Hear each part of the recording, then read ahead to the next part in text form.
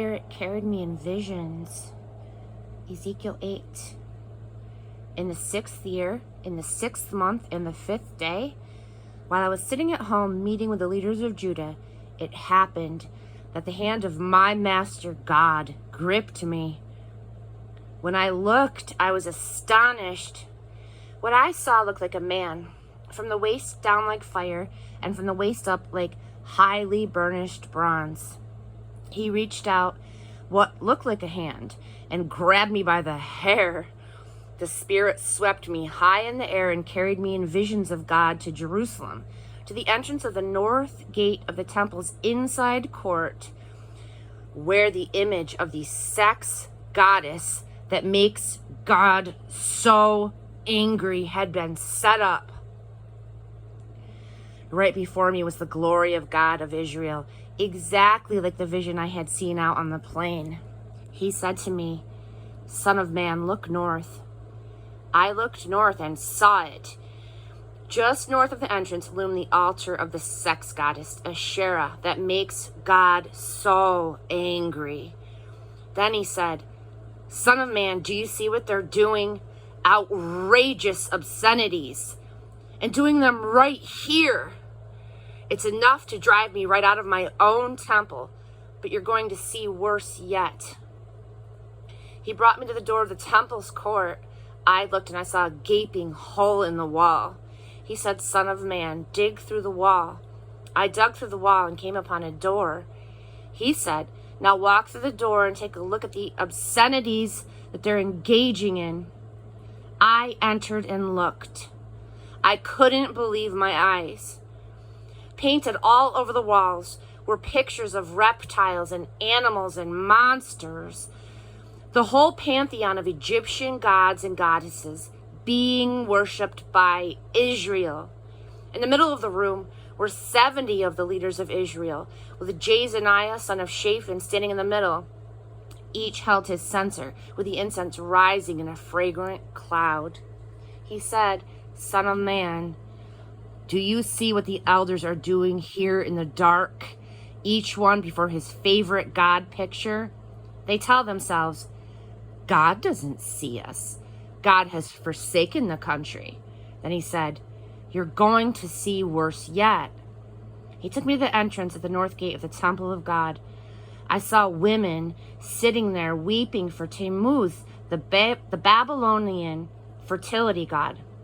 He said, "Have you gotten an eyeful, son of man? You're going to see worse yet." Finally, he took me to the inside court of the temple of God. There, between the porch and the altar, were about 25 men. Their backs were to God's temple. They were facing east, bowing in worship to the sun. He said, "Have you seen enough, son of man? Isn't it bad enough that Judah engages in these outrageous obscenities? They fill the country with violence and now provoke me even further with their obscene gestures. That's it. They have an angry God on their hands. From now on, no mercy. They can shout all they want, but I'm not listening." Chapter 9, a mark on the forehead. Then I heard him call out loudly, "Executioners, come and bring your deadly weapons with you." 6 men came down the road from the upper gate that faces north, each carrying his lethal weapon. With them was a man dressed in linen, with a writing case slung from his shoulder. They entered and stood by the bronze altar. The glory of the God of Israel ascended from his usual place above the cherubim angels. Moved to the threshold of the temple and called to the man with the writing case who was dressed in linen, "Go through the streets of Jerusalem and put a mark on the forehead of everyone who is in anguish over the outrageous obscenities being done in the city." I listened as he went on to address the executioners. "Follow him through the city and kill. Feel sorry for no one.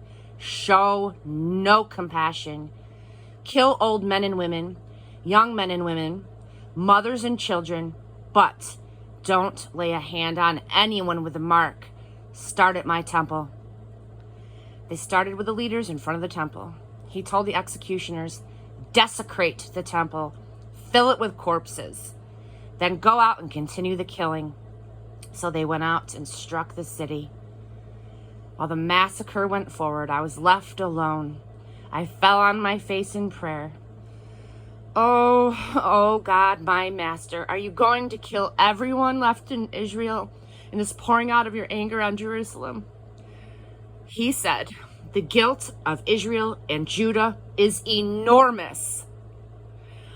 This land is swollen with murder. The city is bloated with injustice. They all say, 'God has forsaken this country. He doesn't see anything that we do.' Well, I do see, and I am not feeling sorry for any of them. They're going to pay for what they've done." Just then, the man dressed in linen and carrying the writing case came back and reported, "I have done what you told me.